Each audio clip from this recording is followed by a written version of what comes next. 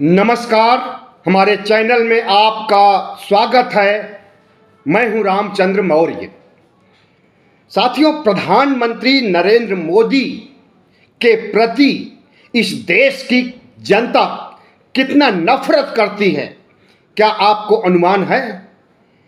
क्या आपको अनुमान है कि सिर्फ देश में ही नहीं बल्कि विदेश में कितना भद्द पिट रही है नरेंद्र मोदी की? प्रधानमंत्री नरेंद्र मोदी जिस रास्ते पर चल रहे हैं और चुनाव के दौरान जिस तरह से साम दाम दंड भेद की नीति अपना करके विपक्ष को खत्म कर रहे हैं, लोकतंत्र को खत्म कर रहे हैं और संविधान को खत्म करने की मुनादी करवा रहे हैं अपने सांसदों से, अपने सलाहकारों से, ऐसे में प्रधानमंत्री नरेंद्र मोदी के प्रति नफरत और आक्रोश पैदा होना स्वाभाविक है। एक कारण नहीं है, दसियों कारण हैं, दर्जनों कारण हैं कि प्रधानमंत्री नरेंद्र मोदी से आज इस देश की जनता बहुत क्षुब्ध है, क्रुद्ध है, आक्रोशित है। इसकी वजह प्रधानमंत्री नरेंद्र मोदी की नीतियां, इनका पाखंडवाद, इनका धार्मिक एजेंडा। आज सिर्फ मुस्लिम ही नहीं, बहुजन समाज के लोग ही नहीं, हिंदू समाज के लोग भी प्रधानमंत्री नरेंद्र मोदी से नफरत करते हैं, गुस्से में हैं, आक्रोश में हैं। क्यों? आपने देखा 22 जनवरी को अयोध्या में अधूरे मंदिर का, अधूरी मूर्तियों का प्राण प्रतिष्ठा किया, उद्घाटन किया, जो कि शास्त्र सम्मत कतई नहीं है। इसकी वजह से न केवल इस देश के चारों कोनों में विराजमान शंकराचार्य नाराज हैं, बल्कि पूरा संत समाज, साधु समाज, पंडित, पुरोहित, महंत, संत सब नाराज हैं। सनातनी हिंदू नाराज हैं। कुछ मुट्ठी भर कट्टरपंथी हिंदुओं को छोड़ दीजिए, जिन्हें कि भगवा गैंग कहा जाता है। पूरा हिंदू समाज, पूरा संत समाज इस देश का प्रधानमंत्री नरेंद्र मोदी से खफा है कि इवेंट बना दिया अयोध्या को चुनाव जीतने के लिए, धार्मिक नियमों का अनुपालन नहीं किया। इसकी वजह से संपूर्ण हिंदू समाज नाराज है।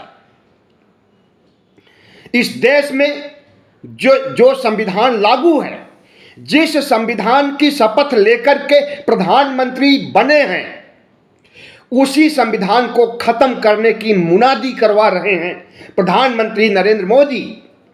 अपने आर्थिक सलाहकार के बजाबता कहते हैं कि देश में संविधान की जरूरत नहीं रह गई है, संविधान को बदलना है, और अपने सलाहकार से, विवेक देबोराय नाम है,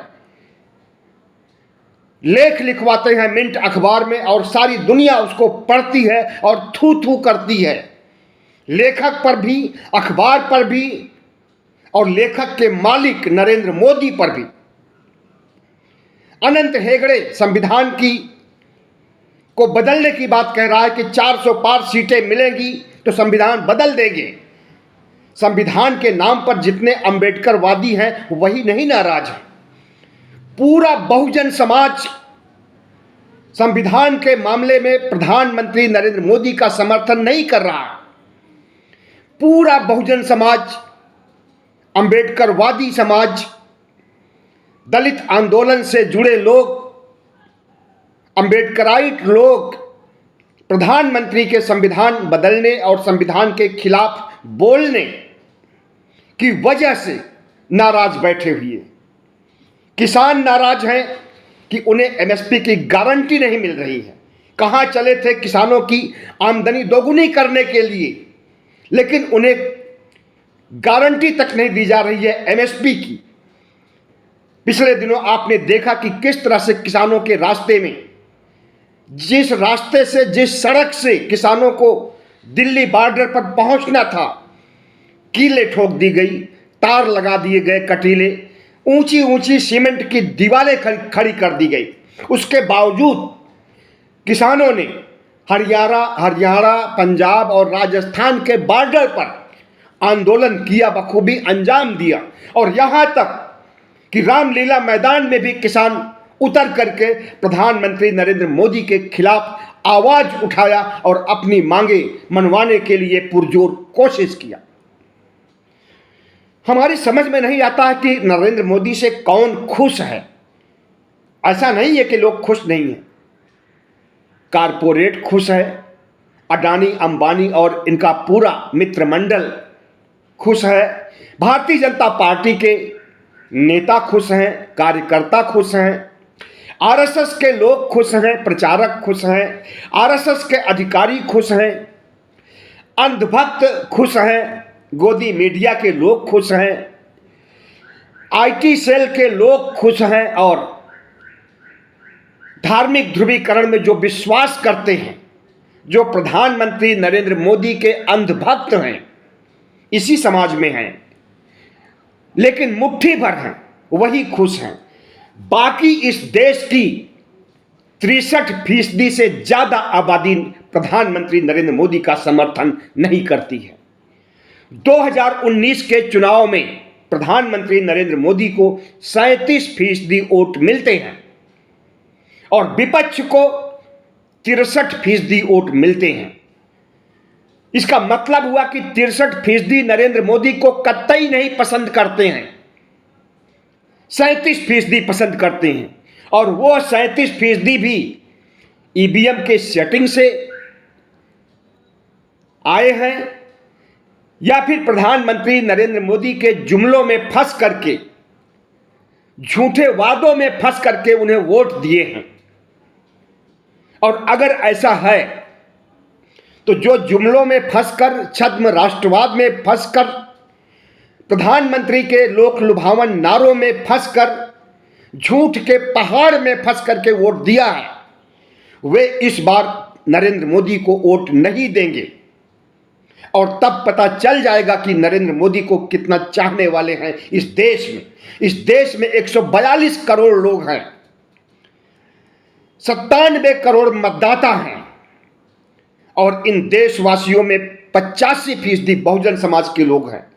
97 करोड़ मतदाताओं में भी 85% बहुजन समाज के लोग हैं। और इन्हीं बहुजन समाज की नासमझी की वजह से प्रधानमंत्री नरेंद्र मोदी चुनाव जीतते हैं। लेकिन इनकी नासमझी को समझदारी में बदल दिया है, संविधान का विरोध करके, लोकतंत्र का विरोध करके। दलित समाज के लोग, ओबीसी, एससी, एसटी समाज के लोग सब कुछ बर्दाश्त कर सकते हैं, लेकिन बाबा साहब डॉक्टर भीमराव अंबेडकर के संविधान की कोई अवहेलना करे, असंवैधानिक काम करे, संविधान को खत्म करने की नीयति जाहिर करे, संविधान को नष्ट करने का फतवा जारी करवाए, तो इससे कोई भी ओबीसी, एससी, एसटी प्रधानमंत्री नरेंद्र मोदी से, भारतीय जनता पार्टी से, भगवा गैंग से, आरएसएस से खुश नहीं हो सकता है। और समझ लीजिए, अगर ओबीसी, एससी, एसटी के लोग खुश नहीं हैं तो इसका मतलब है कि तीसरे टर्म की जो शपथ लेने की मनसा बना रखे हैं प्रधानमंत्री नरेंद्र मोदी, वह सपना चकनाचूर होने वाला है। आरएसएस के तमाम आंकड़े निकल करके सामने आ रहे हैं। आरएसएस समय समय पर सर्वे कराता है और वस्तु स्थिति को जानता है कि मोदी कितने पानी में है वोटरों के बीच। तो आरएसएस ने अंदरूनी सर्वे कराया, उसे आउट नहीं किया, फिर भी वो आउट हो गया और आजकल मीडिया में खूब वायरल हो रहा। उसमें दिखाया जा रहा है कि 200 से ज्यादा सीटें भारतीय जनता पार्टी 2024 के चुनाव में नहीं पा रही है। राहुल गांधी ने भी बयान दे करके कहा है, राहुल गांधी का आंकड़ा तो इससे भी ज्यादा चौंकाने वाला है। उन्होंने तो कहा है 180 से ज्यादा सीटें नहीं मिलने वाली हैं भारतीय जनता पार्टी को। और बातें हो रही है 400 पार की, 370 पार की। मनोवैज्ञानिक दबाव बनाने के लिए झूठ का पहाड़ खड़ा किया जा रहा है। और यह झूठ का पहाड़ सिर्फ सीटों के लिहाज से नहीं है, बल्कि देश के विकास के हिसाब से भी है। प्रधानमंत्री नरेंद्र मोदी कहते हैं कि मैंने 4 करोड़ लोगों को पक्के मकान बना करके दिया है, और संसद में निर्मला सीतारमण जो वित्त मंत्री हैं वो कहती हैं कि 3 करोड़ मकान, पक्के मकान बना करके दिया गया है। और मीडिया में गौरव भाटिया, इनके एक प्रवक्ता हैं, वो कहते हैं कि 5 करोड़ लोगों को छत दी गई है, पक्की छत दी गई है, घर दिया गया है। अब इसमें किसकी बात सही मानी जाए, आप बताइए? वित्त मंत्री सीतारमण की 3 करोड़ की बात, या प्रधानमंत्री नरेंद्र मोदी की 4 करोड़ की बात, या उनसे आगे बढ़कर के गौरव भाटिया की 5 करोड़ की बात? और हमें लगता है कि अगर इसकी जांच किया जाए तो ये 2 करोड़ से भी ज्यादा पक्के मकान बना करके नहीं दिए होंगे। जिस बात की मोदी गारंटी देते हैं, समझ लीजिए कि वो जुमला है। प्रधानमंत्री नरेंद्र मोदी 2014 में, 2019 में तमाम गारंटियां दिए थे, जिसे दोहराने की जरूरत नहीं है। चाहे वो 15 लाख की बात हो, चाहे वो 2 करोड़ नौकरियां हर साल देने की बात हो, किसानों की आमदनी दोगुनी करने की बात हो, बुलेट ट्रेन की बात हो, स्मार्ट सिटी की बात हो, इनका एक भी जुमला, इनका एक भी गारंटी जिसे इन्होंने कह करके इस देश को गुमराह किया था, वह सब जुमला और हवाई ही साबित हुआ। और जब लोगों को पता चला कि जुमलेबाज प्रधानमंत्री है, हमारा झूठा प्रधानमंत्री है, हर रोज झूठ बोलता है, थोक के भाव झूठ बोलता है। आज का झूठ देखिए, आज चूरू में प्रधानमंत्री नरेंद्र मोदी भाषण दे रहे थे राजस्थान में, और उस समय वो कहते हैं कि कांग्रेस इस देश को परिवारवाद दी है, कांग्रेस नहीं चाहती है कि राम का महिमा मंडन हो, कांग्रेस नहीं चाहती है कि राम का मंदिर बने, कांग्रेस नहीं चाहती है कि राम राम हो और इनका राम नाम सत्य हो जाएगा। तमाम तरह के झूठ ऐसे परोसे जा रहे हैं प्रधानमंत्री नरेंद्र मोदी के द्वारा चुनाव जीतने के लिए, और उसे मोदी की गारंटी नाम दिया जा रहा है। एक सबसे बड़ा झूठ, और कुछ समय पहले नीति आयोग, जो पहले योजना आयोग था, उसने आंकड़े जारी किया कि 25 करोड़ लोगों को गरीबी रेखा से नीचे जो थे उन्हें अमीर बनाया गया है, मध्यम वर्ग में लाया गया है। इतना बड़ा झूठ, और वो भी एक संवैधानिक संस्था से बुलवाते हैं प्रधानमंत्री नरेंद्र मोदी, और उसे रिपीट करते हैं इनके प्रवक्ता और नरेंद्र मोदी खुद। अगर 25 करोड़ गरीबों को अमीर बनाया है, तो 80 करोड़ लोगों को कैसे आप बांट रहे हैं 5 किलो राशन? इस देश के 80 करोड़ लोगों की ऐसी हालत आपने कर दिया, भूखमरी की स्थिति उत्पन्न कर दिया कि अगर 5 किलो राशन नहीं मिले तो वे जिंदा नहीं रह सकते। और विश्व गुरु बनने चले हैं, विश्व की 5वीं इकोनॉमी बनने चले हैं, टेक्निकल बातों को लेकर के विश्व की 5वीं इकोनॉमी की बात हो रही है। जीडीपी के आधार पर, प्रति व्यक्ति आय के आधार पर हमारा देश हमारे आसपास के देशों से भी गया गुजरा है। हमारे देश में जो भूखमरी की स्थिति है चौंकाने वाली है। 146 देशों में 124वें नंबर पर भारत है। इसी तरह से और बहुत से आंकड़े हैं, कितना गिनाया जाए। 80-20 का खेला करके इन्होंने जिस तरह से मुसलमानों को धर्म के आधार पर अपने भगवा गैंग से मुसलमानों का नरसंहार कराने की बात करते हैं, इससे मुसलमान नफरत करते हैं। इस देश में मुसलमान लगभग 20% हैं और इन 20% में एक भी मुसलमान इनको वोट देने वाला नहीं है, क्योंकि मुसलमान जानते हैं कि ये वोट लेने के बाद फिर CAA को एक्टिव करेंगे और हमें निकाल बाहर करेंगे, मुस्लिम देशों में भेजेंगे, वहां के हिंदुओं को बुलाएंगे, क्योंकि इन्हें हिंदू राष्ट्र बनाना है। कुछ अंधभक्त जो कि भारतीय जनता पार्टी में मुसलमान हैं, अल्पसंख्यक मोर्चा के हों, इनके प्रवक्ता हों, कुछ हैं ऐसे जो कि प्रधानमंत्री नरेंद्र मोदी के अंधभक्त हो सकते हैं, लेकिन इस देश का हर मुसलमान समझता है कि प्रधानमंत्री नरेंद्र मोदी सांप से ज्यादा, नाग से ज्यादा खतरनाक हैं अल्पसंख्यक समाज के लिए। जब अमित शाह कहते हैं कि बाबरपुर में EVM की बटन इतना तेज दबाइए कि शाहीन बाग में जाके धमाका हो, तो इसका क्या अर्थ निकाला जाए। एक देश का गृह मंत्री ऐसी बातें कर रहा है, धमाका करवाने की बात कर रहा है, और प्रधानमंत्री नरेंद्र मोदी कितना धमाके करते हैं।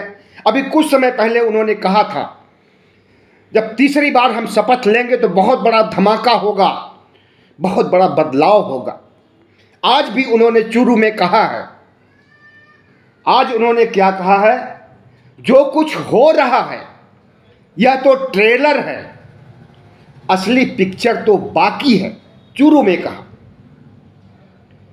जो कुछ हो रहा है यानी CBI, ED, IT का आतंक,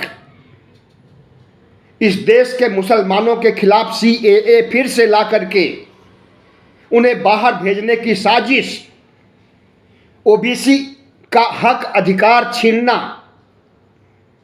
तो जो कुछ हो रहा है उसे बड़े पैमाने पर किया जाएगा और बड़ा धमाका होगा। और वो धमाका क्या होगा? वह धमाका वही होगा जो अनंत हेगड़े कह रहे हैं, जो विवेक ओबेरॉय कह रहे हैं, देबोराय कह रहे हैं, प्रधानमंत्री के सलाहकार। संविधान बदलना भी एक बहुत बड़ा धमाका ही माना जाएगा।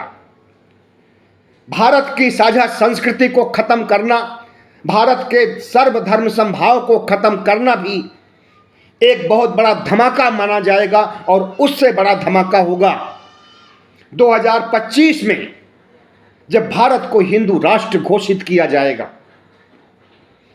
2 दिन पहले राहुल गांधी ने कहा, अगर संविधान को खत्म किया गया, लोकतंत्र को खत्म किया गया चुनाव जीतने के बाद नरेंद्र मोदी द्वारा, तो इस देश में आग लग जाएगी।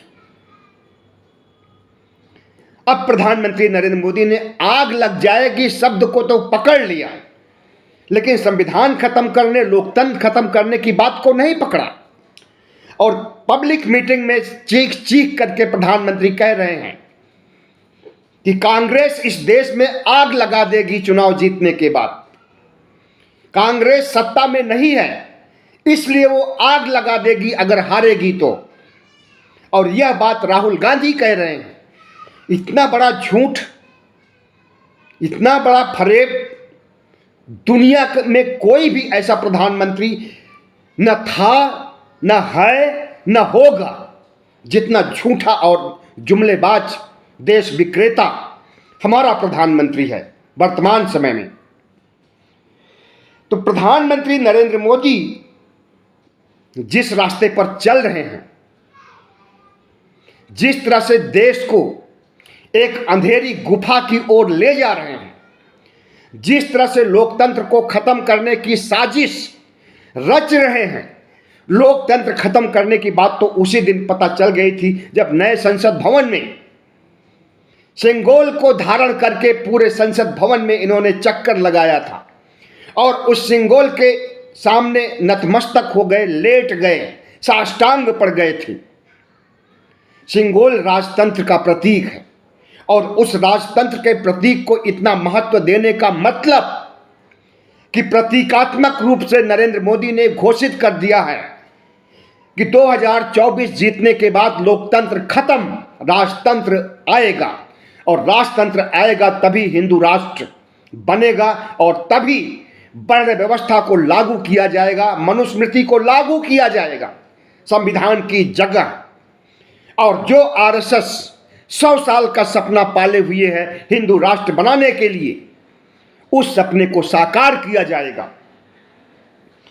ऐसे में प्रधानमंत्री नरेंद्र मोदी के प्रति नफरत पैदा होना पूरे देश में, जो प्रधानमंत्री संविधान विरोधी है, जो प्रधानमंत्री लोकतंत्र विरोधी है, जो प्रधानमंत्री धर्मनिरपेक्षता का विरोधी है, जो प्रधानमंत्री ओबीसी का विरोधी है, ओबीसी के हक की बात नहीं करते हमारे प्रधानमंत्री और खुद ओबीसी बनते हैं, ओबीसी की जनगणना तक नहीं कराना चाहते हैं, ओबीसी को मुख्य धारा में तो लाने की बात दूर, ओबीसी के लिए उनका जो 27% हक है मंडल आयोग के तहत, उसे भी पूरी तरह से नहीं लागू कर सके। इस देश में पिछले 10 सालों में 4 लाख से ज़्यादा किसान आत्महत्या किए हैं। आप कभी सुनते हैं कि कोई किसान आत्महत्या कर रहा है? मीडिया में कभी सुनते? सब दबा दिया जाता है। जो इस तरह के चौंकाने वाले कारनामे होते हैं मोदी राज में, क्योंकि गोदी मीडिया बन गया है एक स्वतंत्र मीडिया जो हुआ करता था कांग्रेस के राज में, और इसी मीडिया ने कांग्रेस को हराने के लिए कितने झूठ गढ़े थे, कितनी रिपोर्टिंग की थी गलत, कितने गलत समाचार दिए थे, लेकिन तब भी जो है मीडिया को दंडित नहीं किया। लेकिन 2014 के बाद यही गोदी मीडिया बिक गया प्रधानमंत्री नरेंद्र मोदी के हाथ और आज चरण बंदन करता है। नफरती आरएसएस जो कि अस्त्र शस्त्र की पूजा करता है,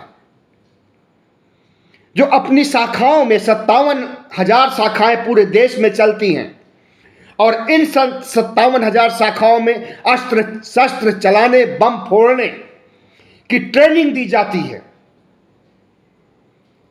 अगर कोई मुसलमान अस्त्र शस्त्र की पूजा करे तो उसे गोली से सरेआम उड़ा दिया जाएगा, उसके घर पर बुलडोजर 1 घंटे के अंदर चल जाएगा।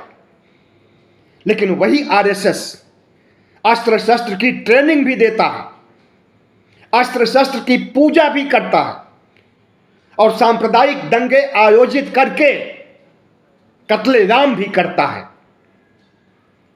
दुनिया के देशों में आरएसएस को एक आतंकी संगठन माना जाता है और आप देख लीजिए, terrorism.com पर सर्च कर लीजिए, उसमें इसका नाम मिल जाएगा एक आतंकी संगठन के लिए के रूप में।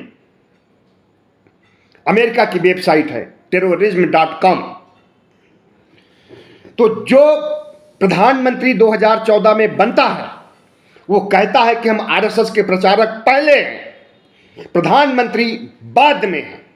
जिस आरएसएस ने गांधी जी की हत्या किया, जिस गोडसे ने हत्या किया, उसकी विचारधारा आज महात्मा गांधी की विचारधारा से कहीं ज्यादा आगे हो गई है। भारतीय जनता पार्टी में एक जज शामिल होता है पश्चिम बंगाल का, उससे पूछा गया कि गोडसे को मानते हो या गांधी को, तो जवाब नहीं दे पाया। अगर कहता कि गोडसे को मानते हैं तो पूरा देश थू थू करता, और कहता को गांधी को मानते हैं तो उसे भारतीय जनता पार्टी से निकाल बाहर कर दिया जाता। और वही जज चीख चीख के कह रहा है कि जब मैं कुर्सी पर था, जब मैं जजमेंट करता था, तब भारतीय जनता पार्टी के नेताओं से हमारी बात होती थी। अदालत तक को प्रधानमंत्री नरेंद्र मोदी ने बीजेपी के दायरे में ले लिया है। कठपुतली तो प्रधानमंत्री ने राष्ट्रपति को बना ही दिया है, चुनाव आयोग को बना ही दिया है। जितनी भी संवैधानिक संस्थाएं हैं सबको पंगु कर दिया है, सबको अपमानित करने का काम किया है और संवैधानिक संस्थाओं को तार तार करने का काम किया है।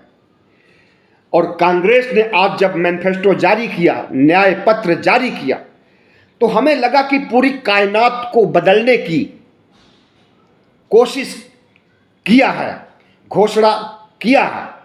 अगर कांग्रेस की जीत होती है तो जिस मोदी से पूरी दुनिया नफरत करती है, पूरा देश नफरत करता है, उसकी आने की उम्मीद नहीं है। और सत्ता परिवर्तन होगा तो सिर्फ सत्ता परिवर्तन नहीं होगा बल्कि व्यवस्था परिवर्तन होगा, क्योंकि पूरी व्यवस्था को कलंकित करने का काम नरेंद्र मोदी और आरएसएस ने किया है। और इसको सुधारने का काम, संविधान को बचाने का काम, लोकतंत्र को बचाने का काम भारतीय जनता पार्टी कभी नहीं कर सकती है। यह काम सिर्फ इंडिया कर सकता है, कांग्रेस कर सकती है। बहुत बहुत धन्यवाद। हमारे चैनल को सब्सक्राइब कीजिएगा, लाइक कीजिएगा और शेयर कीजिएगा।